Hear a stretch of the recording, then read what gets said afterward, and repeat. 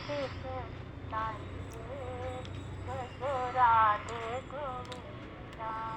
जब जब मारा तब तब तारा, जब जब मारा तब तब तारा, भक्तों को प्रभु तेरा ही सहारा, भक्तों को प्रभु तेरा ही सहारा। राम हो चाहे हो कन्हैया, राम हो चाहे हो कन्हैया, राधे गोविंदा। राम चरण भजो राधे गोविंदा, राधे गोविंदा भजो वृंदावन चंदा, राधे गोविंदा भजो माधव मुकुंदा। भक्तन के सुख गाइए भजो राधे गोविंदा, भक्तन के सुख गाइए भजो राधे गोविंदा। सन प्रहलाद को हरि ने बचाया, सन प्रहलाद को हरि ने बचाया, अर्जुन को सत ज्ञान सिखाया, अर्जुन को सत ज्ञान सिखाया। सब विधि लीनी अपनाइए, सब विधि लीनी अपनाइए भजो राधे गोविंदा, सब विधि लीनी अपनाइए भजो राधे गोविंदा। राम चरण चित भजो राधे गोविंदा, राधे गोविंदा भजो माधव मुकुंदा, राधे गोविंदा भजो माधव मुकुंदा। भक्तन के सुख गाइए भजो राधे गोविंदा। पूर्ण परातुर ब्रह्म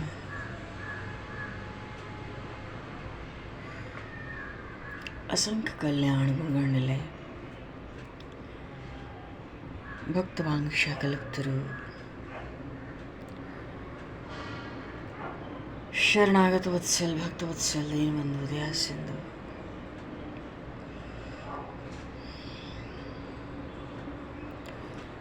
भगवान श्री सीताराम जी महाराज की असीम कृपा करुणा से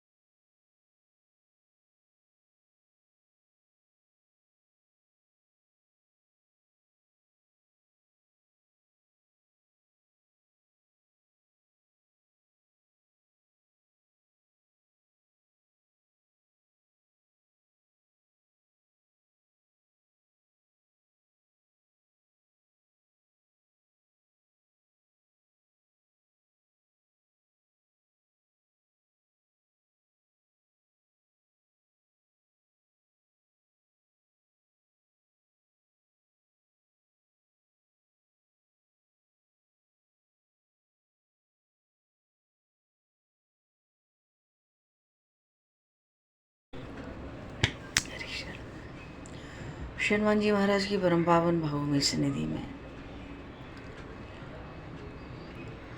महापुरुषों की भावमयी उपस्थिति में एवं आप सभी श्रद्धालु भक्त वैष्णवों की मंगल सन्निधि में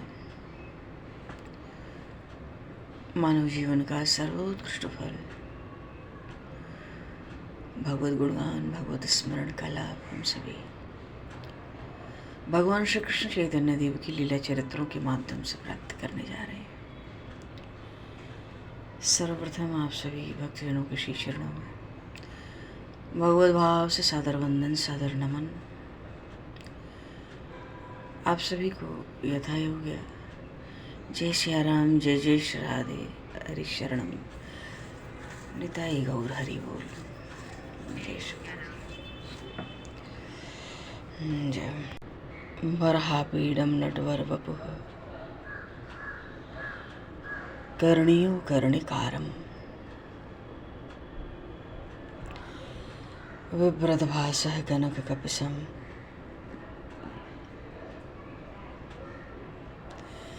वैजयन्तीं च मालां रन्ध्रान् वेणोर्धरसुधया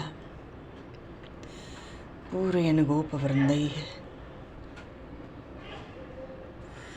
वृन्दारण्यं स्वदरमणं प्राविशद्गीतकीर्तिः। बोली श्री नंदन श्याम सुंदर भगवान की जय। श्री चैतन्य महाप्रभु की जय।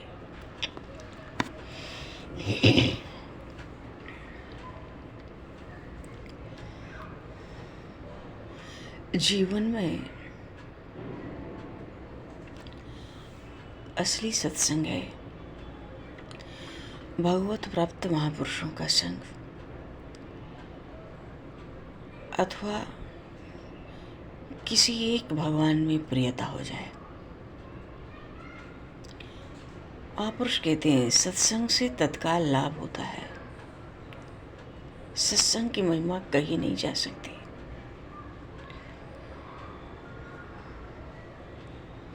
जैसे छोटा बच्चा बालक कब बड़ा हो जाता है इसका पता नहीं लगता है, ऐसे ही सत्संग में बैठे बैठे कितना लाभ होता है इसका पता नहीं लगता।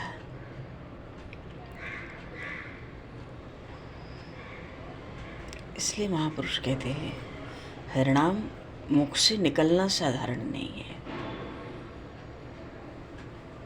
समस्त सत्कर्मों का फल है, सब पुरुषार्थ का परमार्थ का परिश्रम का फल है। ना महाराज तो देखते ही नहीं तुम्हें श्रद्धा है कि नहीं।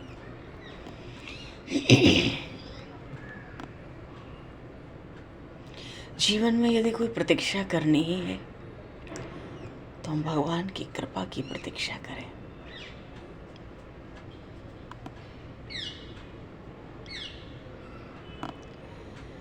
महापुरुष तो कहते हैं विश्वास कर लो भगवत कृपा तो आप पर पूर्ण और अनंत है ही, वो तो सभी पर है। आप जितना जितना उसका अनुभव कर पाते हैं उतना उतना ही आपका भजन बढ़ता है, और जितना जितना विशेष अनुभव करेंगे उतनी उतनी ही हमारी निर्भरता निर्भयता भजनशीलता बढ़ती चली जाती है। साधन में अपने कोई त्रुटि न हो और फल की कोई भी कामना शर्त न हो, तो यही साधन का सच्चा परमार्थ है। भगवान की सहज कृपा का जो प्रवाह है वो हमारी ओर निरंतर बह रहा है।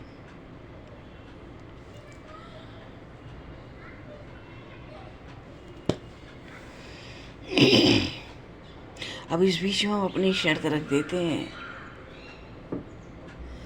तो जो भगवान की कृपा का प्रवाह होता है भगवान की उस करुणामयी गति में बाधक बन जाता है। इसलिए महापुरुष कहते हैं भाई वो जैसे आ रहा है उसको वैसे आने दिया जाए, सब उन्हीं पर छोड़ देना चाहिए। निरंतर उन कृपामय का ही चिंतन करना चाहिए।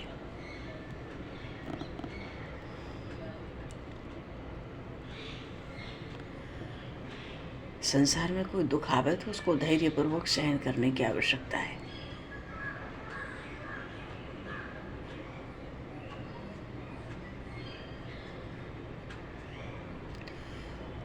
क्योंकि एक न एक दिन उस दुख का अंत होगा और भगवान की इच्छा होने पे सारी प्रकृति अनुकूल हो जाती है।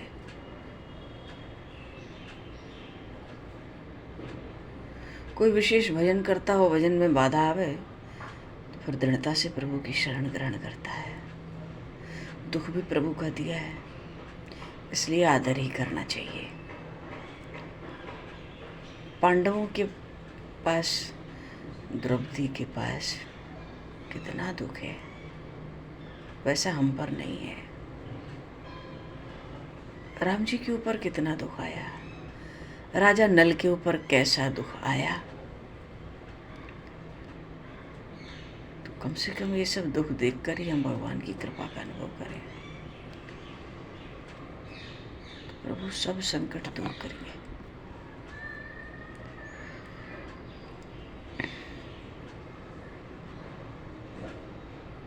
मानो कोई पृथ्वी का राजा है, केवल पृथ्वी का, और उसका धन धान्य से संपन्न खूब राज्य हो, स्त्री पुरुष परिवार सब समृद्ध और अनुकूल हो, युवावस्था हो, शरीर निरोग हो,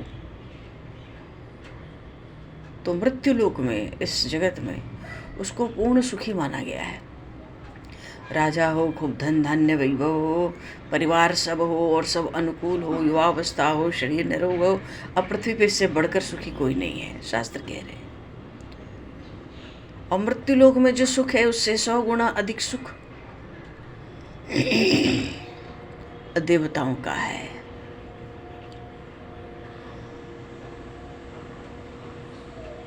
देवता कौन है? जिन्होंने अपने मनुष्य जीवन में खूब पुण्य कर्म किया और फलस्वरूप देवलोक को प्राप्त हो गए। देवता पुण्य नहीं कर सकते, वो पुण्य का फल भोगते हैं। अन्य जितनी योनियां हैं, पशु पक्षी कीट पिंग, ये पाप नहीं कर सकते क्योंकि ये पाप का फल भोग रहे हैं। कदाचित इनसे कोई पाप बन जाता है तो भगवान क्षमा कर देते हैं। ये सब अपने पापों का फल भोग रहे हैं, पर एक मनुष्य ऐसा है जो पाप और पुण्य दोनों कर सकता है और दोनों उसके पास हैं भी।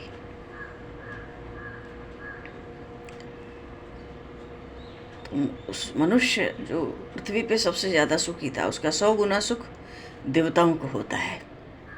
लेकिन देवताओं का जो प्राप्त पुण्य है नष्ट हो जाता है, क्षीण हो जाता है, तो फिर से मृत्यु लोक पर, पृथ्वी पर आ जाते हैं। गीता जी के 9वें अध्याय के 21वें श्लोक में बात कही गई है। लेकिन इन देवताओं से 100 गुना अधिक उन देवताओं को होता है जो कल्प के आदि में देवता बने और कल्प के अंत तक देवता बने रहेंगे। इनको आजान देवता कहते हैं। और इन आजान देवताओं से 100 गुना अधिक सुख इंद्र को माना गया है, देवराज इंद्र। और इंद्र से 100 गुना सुख ब्रह्मा जी महाराज का माना गया है। और ब्रह्मलोक से भी अनंत गुना सुख, अधिक सुख जो भगवान को प्राप्त तत्वज्ञ जीवन मुक्त महापुरुष है, उनको माना गया है। उनका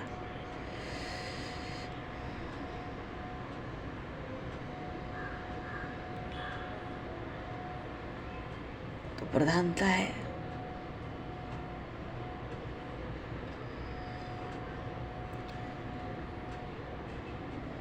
भगवत भजन की, भगवत प्राप्ति की, भगवान के भक्ति की। कहते हैं सत्संग से तत्काल लाभ होता है। एक विहंगम मार्ग होता है और एक पिपलिका का मार्ग होता है। विहंगम का अर्थ है जो पशु पक्षी उड़ जाते हैं आकाश में, उड़ के एक स्थान से दूसरे स्थान चले गए, तो वो जो उनका मार्ग है वो विहंगम मार्ग है।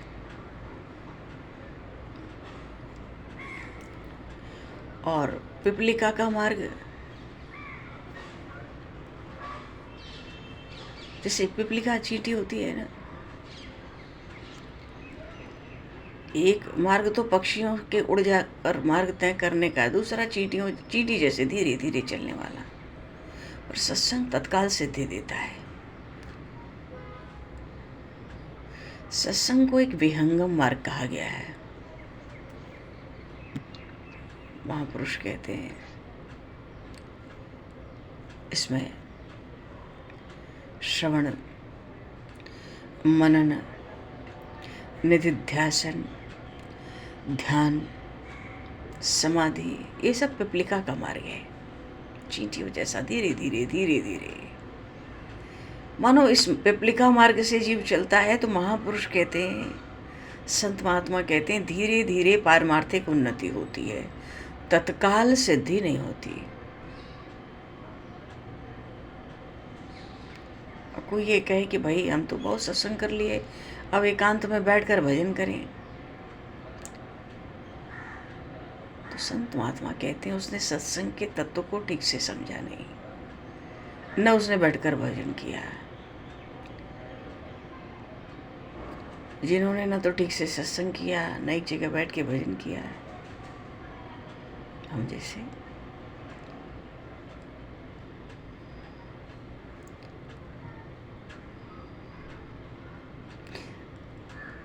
परमार्थ की उन्नति में मूल बाधा महापुरुषों ने विषय सुख को बताया है, जगत के सुख को।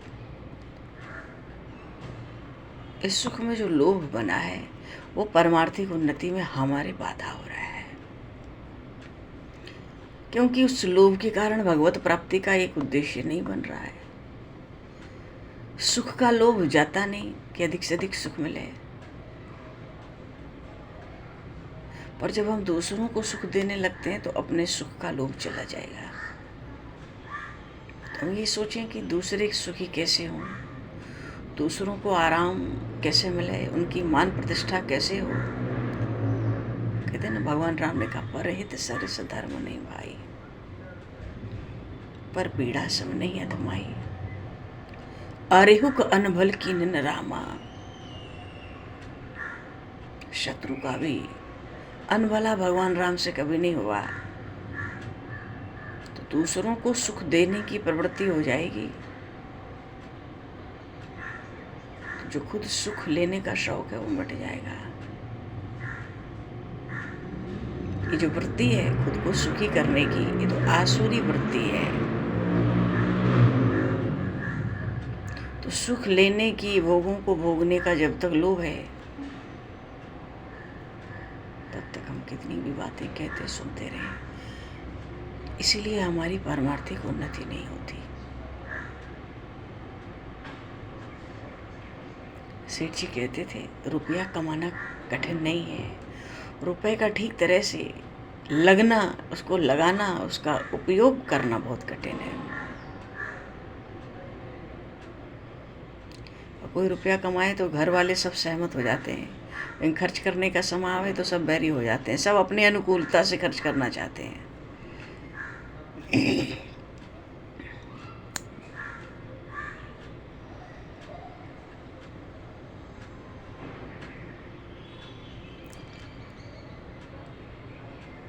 इसलिए मूल बात यही है, भगवान की प्राप्ति में भगवान श्री कृष्ण अपने भक्त सखा अर्जुन जी से कहते हैं कि भगवान तो, परमात्मा तो सबके हृदय में विराजमान है, वो दूर नहीं है।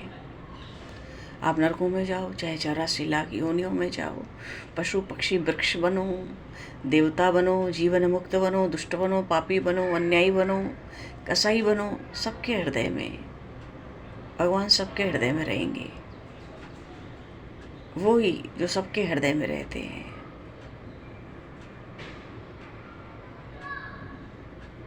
ऐसी भगवान की प्राप्ति केवल इच्छा से होती है। और जीव परमात्मा का ऐसा संबंध कि जब तक जीव परमात्मा को प्राप्त कर न ले वो रहेगा नहीं स्थिर। और भगवान भी जब तक जीव उनको प्राप्त न कर ले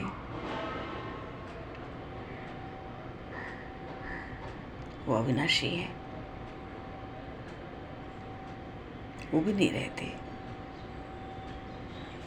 तो जो कण कण में भगवान है, उसकी प्राप्ति दुर्लभ क्यों कही गई उस भगवान की? सच ये है, जीव भगवान के बिना जी नहीं सकता। ये बात हम पक्की कर लें तो भगवान भी हमारे बिना जी नहीं सकते। जैसी हमारी इच्छा होगी ऐसी भगवान की इच्छा हो गई।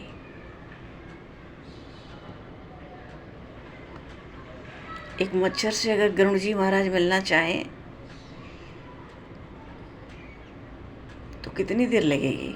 क्यों? सर्वसमर्थ हैं गरुड़ जी महाराज। अब कोई मच्छर कहे कि हे गरुड़ जी, हम आपसे मिलना चाहते हैं,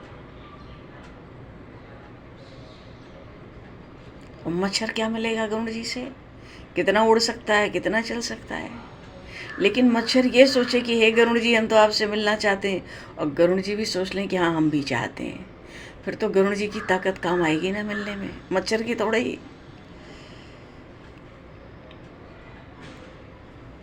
ऐसे ही भगवान की प्राप्ति की इच्छा होती है तो संत महात्मा कहते हैं ताकत परमात्मा की काम करती है, हमारी ताकत काम नहीं कर सकती, हमारी केवल इच्छा, केवल चाहना। और फिर भगवान की प्राप्ति के लिए ही मनुष्य शरीर मिला है, तो क्यों नहीं होगी? जरूर होगी, पर अपनी इच्छा तो पूरी चाहिए।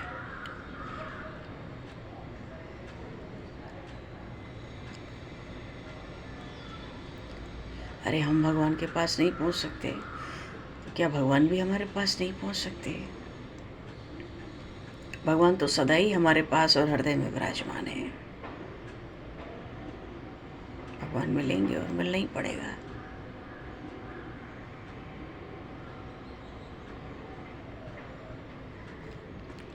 महापुरुषों ने सब धर्मशास्त्र ग्रंथों, पुराणों, इतिहास, श्रीमद् भगवद गीता, अन्य महापुरुषों के अभंग वाणियाँ, सबके बाद अपने अनुभवों से, भगवत कृपा, भगवत प्रेरणा से यही बात सार निकाली है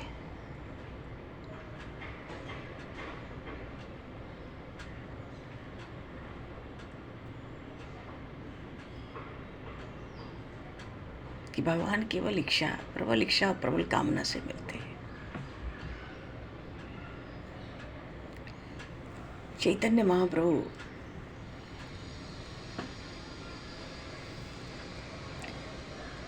साक्षात भगवान श्री राधा कृष्ण का मिला जुला अवतार है।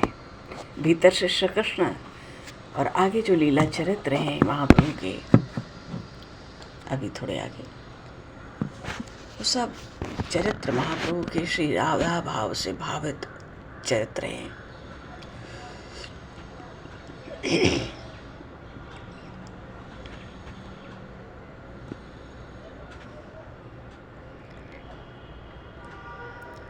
और फिर भगवान के समान तो दूसरा कोई है भी नहीं।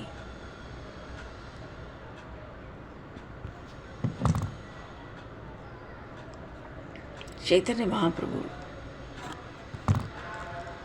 दक्षिण की यात्रा में है, श्रीरंग क्षेत्र से आगे बढ़ गए। वो जो राम जी के भगत थे, रामदास जी, उनको संतुष्ट करके महाप्रभु दक्षिण मथुरा, मदुरई से आगे चले तो पांडु देश में पहुँचे। और उधर ही गजेंद्र मोक्षणम स्थान है, श्री वैकुंठ है, मलय पर्वत है, धनुष तीर्थ है, कन्याकुमारी, ये सब तीर्थों में होते हुए महापुरुष श्री कृष्ण चैतन्य देव अपने अमोघ दर्शनों से लोगों को कृतार्थ करते हुए मल्लार देश पहुँचे। उधर पे कुछ साधु वेशधारी लोगों का एक दल होता है, उनको भट्टधारी कहते हैं। वो लोग एक जगह नहीं रहते, वेश तो उनका साधुओं सा होता है, पर उनका व्यवहार अच्छा नहीं होता। जैसे बंजारे लोग होते हैं ना, डेरा तंबू लाद कर घूमते रहते हैं, वैसे ये लोग एक स्थान से दूसरे स्थान घूमा करते हैं। उनमें बहुत से तो रात में चोरी भी कर लेते हैं, भोली भटकी, स्त्रियों को बहकाकर अपने साथ रख लेते हैं। इस तरह से वो अपना दल बढ़ाते रहते हैं। महाप्रभु श्री कृष्ण चैतन्य देव रात्रि में दैवयोग से अथवा तो अपनी इच्छा से उनके पास ही ठहरे थे। तो वो जो लोग थे साधु वेशधारी भट्टधारी कहलाता है उनका दल। तो महाप्रभु के सेवक थे ना कृष्णदास जी, उन लोगों ने साधु वेशधारी उस दल ने कृष्णदास जी को बहका लिया, महाप्रभु के सेवक को।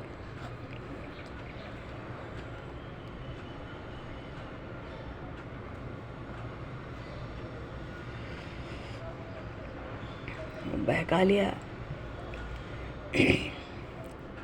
उसको सुंदर स्त्री और धन का लोभ दे दिया। तरह तरह से समझाया, तू क्या इस विरक्त साधु के पीछे पीछे क्यों मारा मारा फिर रहा है? न भोजन का ठिकाना, न रहने की सुविधा, हमारा चेला बन जा। हमारे यहाँ तो अनेक सुंदर सुंदर स्त्रियां हैं।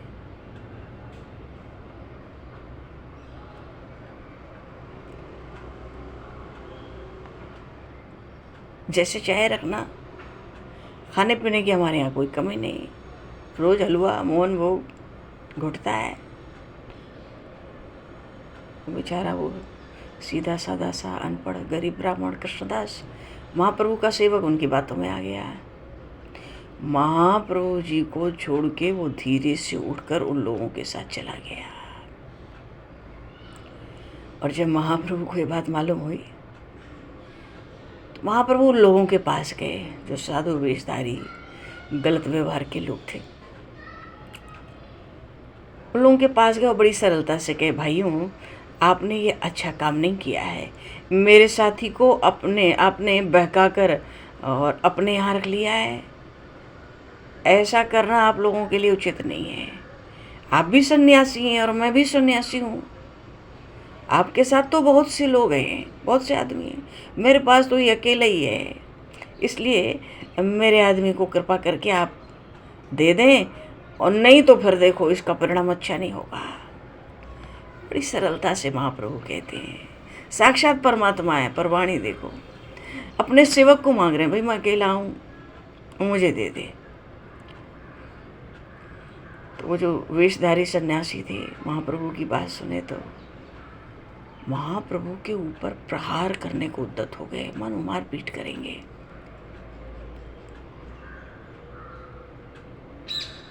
लेकिन प्रभु का प्रभाव ऐसा, खुद भाग गए। महाप्रभु कृष्णदास अपने सेवक को उन लोगों से छुड़ाकर आगे चल पड़े। जब वहां से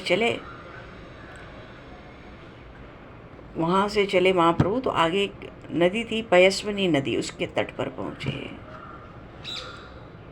उस तट पर महाप्रभु को ब्रह्म संहिता की बहुत प्राचीन लिखी हुई,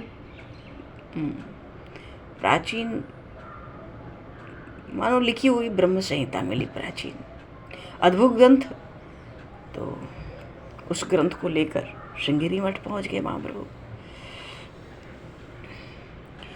तो श्रृंगेरी मठ क्या है? भगवान शंकराचार्य का दक्षिण दिशा का सबसे प्रधान मठ है।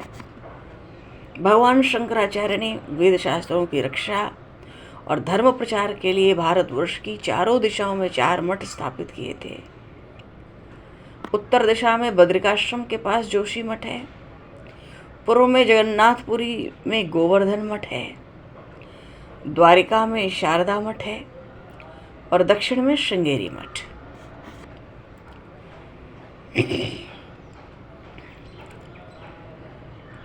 इनमें से जो जोशी मठ को अगर छोड़ दें तो जो शेष तीनों मठ हैं,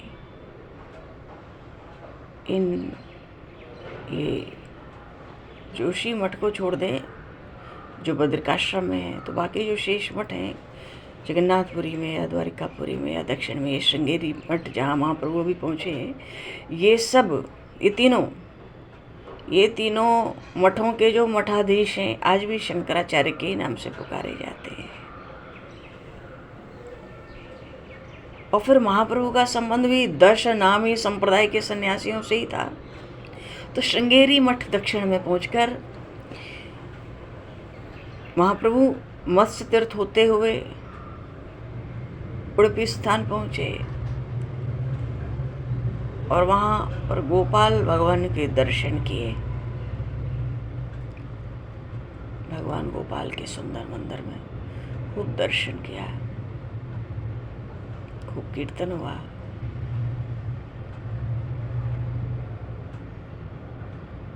बाल गोपाल की उन छवि ने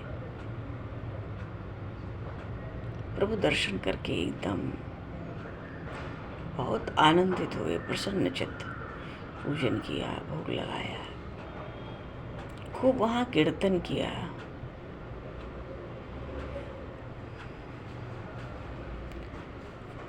आसपास के लोग आ जाते, खूब कीर्तन करने लगते। सब स्त्री पुरुष बाल वृद्ध सबसे घिरे हुए महापुरुष मार्ग में चलते चलते, संकीर्तन करते चलते, भगवान नाम का प्रचार करते चलते और अपने अमोघ दर्शनों का लाभ सबके नेत्रों को प्रदान करते। आओ गोपाल करुणा सागर दीन दयाल, करुणा सागर दीन दयाल। आओ गोपाल, आओ गोपाल, आओ गोपाल, करुणा सागर दीन दयाल, करुणा सागर दीन दयाल। आओ गोपाल, आओ गोपाल, आओ गोपाल, आओ गोपाल, आओ गोपाल, आओ गोपाल, करुणा सागर दीन दयाल, करुणा सागर दीन दयाल। आओ गोपाल, आओ गोपाल, आओ गोपाल, आओ गोपाल, करुणा सागर दीन दयाल, करुणा सागर दीन दयाल। आओ गोपाल, करुणा सागर। महाप्रभु से संकीर्तन करते हैं तो वो तो श्री कृष्ण नाम का ही प्रचार करते हैं प्रधान रूप से।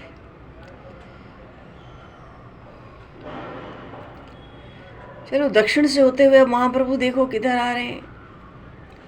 गोपाल भगवान के दर्शन किए, वहाँ के जो तत्ववादी थे उनके साथ प्रभु शास्त्रों का विचार किए, 2-3 दिन वहाँ रहे। वहाँ से फल्गु तीर्थ आ गए, देखो अब इधर आ रहे हैं। फल्गु तीर्थ से पंपापुर आ गए और इधर आए, फिर कोल्हापुर आ गए और सब तीर्थों में स्थानों में होते हुए महाप्रभु पंढरपुर आए। बोलिए श्री पंढरीनाथ भगवान की, श्री विठ्ठल भगवान की। और जब पंढरपुर आए चंद्रभागा के तट पर, पंढरपुर को तो दूसरा भू वैकुंठ ही कहा गया है और महाराष्ट्र की इस पावनपुरी का तो वैकुंठ ही है पंढरपुर। पंढरपुर आने पर एक ब्राह्मण ने महाप्रभु का निमंत्रण किया भिक्षा के लिए।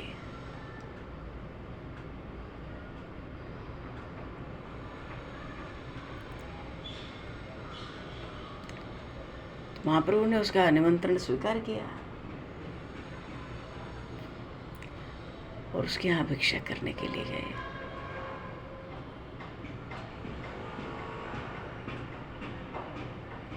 प्रभु को बहुत आनंद आता है भगवत भक्तों के यहाँ भिक्षा करके। भक्तों को प्रभु कृतार्थ करने ही, एक एक करके कृपा करने ही पहुँचते हैं। और उसने भी बड़ी श्रद्धा भक्ति से प्रभु को भिक्षा कराई। प्रभु को तो कीर्तन करना है। ब्राह्मण ने खूब कीर्तन किया, प्रभु ने भी खूब कीर्तन किया। कीर्तन में मस्त होकर प्रभु नृत्य करते हैं। विठ्ठल विठ्ठल विठ्ठला, पांडुरंग विठ्ठला विठ्ठल विठ्ठल विठ्ठला पांडुरंग विठ्ठला विठ्ठल विठ्ठल विठ्ठला पांडुरंग विठ्ठला जय हरि विठ्ठल श्री हरि विठ्ठल पांडुरंग गोविंदा जय हरि विठ्ठल श्री हरि विठ्ठल पांडुरंग गोविंदा जय हरि विठ्ठल श्री हरि विठ्ठल पांडुरंग गोविंदा जय हरि विठ्ठल श्री हरि विठ्ठल पांडुरंग गोविंदा विठ्ठल विठ्ठल विठ्ठला पांडुरंग विठ्ठला विठ्ठल विठ्ठल विठ्ठला पांडुरंग विठ्ठला विठ्ठल विठ्ठल विठ्ठला पांडुरंग विठ्ठला विठ्ठल विठ्ठल विठ्ठला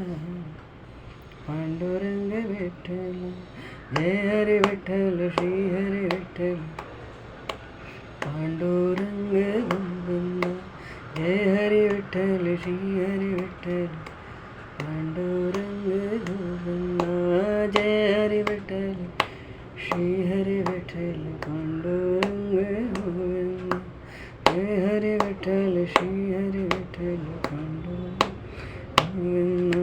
जितना कीर्तन प्रभु करते हैं उतने लोग वहाँ इकट्ठे होते हैं। अच्छा, भगवान पांडुरंग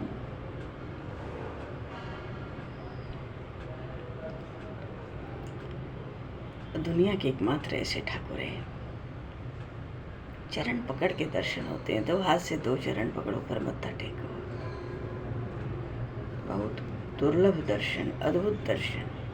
और भक्तों के लिए तो मानो पंडरीनाथ श्री विठ्ठल गोसाई कमर कस के खड़े रहते हैं। माने आओ आओ आओ, अब मेरे रहते किसका भय है। शरणागत भक्तों को, भगवान को शरणागत बड़े प्यारे हैं, क्योंकि शरणागति में ही समर्पण है। हम लोग कर्म करते हैं, कर्म का समर्पण भगवान को करते हैं। ईमानदारी से जीव भगवान के समर्पित हो जाए, वो किसका समर्पण करेगा। जो खुद का समर्पण कर चुका प्रभु के चरणों में, वो अब किसका समर्पण करेगा। उसका अपना कुछ है ही नहीं, अपना उसका कुछ बचा नहीं। जो कुछ उसका था उसने वो सर्वस्व प्रभु को समर्पित कर दिया। अब तो वो जो करता है प्रभु प्रेरणा से करता है। अब वो जो करता है वो प्रभु प्रसन्नता के लिए करता है। वो क्या करता है, शरणागत भक्त तो सोचता है मेरे माध्यम से प्रभु ही सब क्रिया कर रहे हैं, जो उनकी इच्छा हो।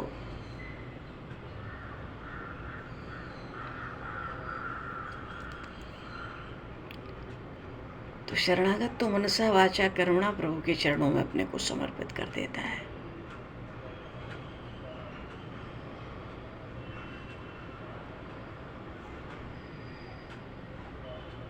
संपूर्ण जीवन ही अर्पण कर देता है। तो वो प्रभु के चरणों में क्या समर्पित करेगा, जो स्वयं को ही समर्पित कर चुका है। समर्पण का अर्थ होता है अपने आप को प्रभु के हाथों में बेच देना। सबसे सरल शब्दों में प्रभु के हाथों में अपने आप को बेच देना। अच्छा हो तो बहुत अच्छा, बुरा हो तो प्रभु इच्छा बहुत अच्छा, क्योंकि जो प्रभु की इच्छा है उसी में हमारा मंगल है।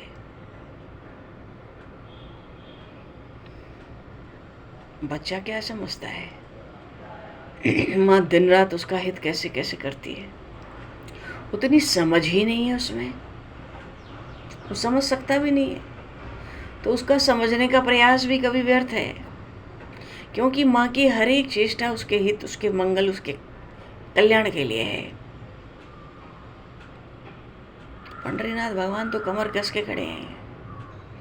जय हरि विठ्ठल श्री हरि विठ्ठल पांडुरंग गोविंदा जय हरि विठ्ठल श्री हरि विठ्ठल पांडुरंग गोविंदा जय हरि विठ्ठल श्री हरि विठ्ठल पांडुरंग गोविंदा विठ्ठल विठ्ठल विठ्ठला पांडुरंग विठ्ठला. विठ्ठल विठ्ठल विठ्ठला पांडुरंग विठ्ठला. विठ्ठल विठ्ठल विठ्ठला पांडुरंग विठ्ठला. विठ्ठल किसको कहते हैं? प्रेम से यहाँ के लोग भगवान पंडरीनाथ को, विठ्ठलनाथ को विठोबा कहते हैं. विठोबा. विठोबा किसको कहते हैं? जिसका वाहन गरुड़ हो. विठ्ठल का अर्थ ही है जो गरुड़ के ऊपर सवारी करता हो. साक्षात नारायण, नारायण श्री हरि. और उन पंडरीनाथ की तो इतनी गाथाएं हैं, इतनी गाथाएं हैं भक्तों से लाड़ लड़ाने की.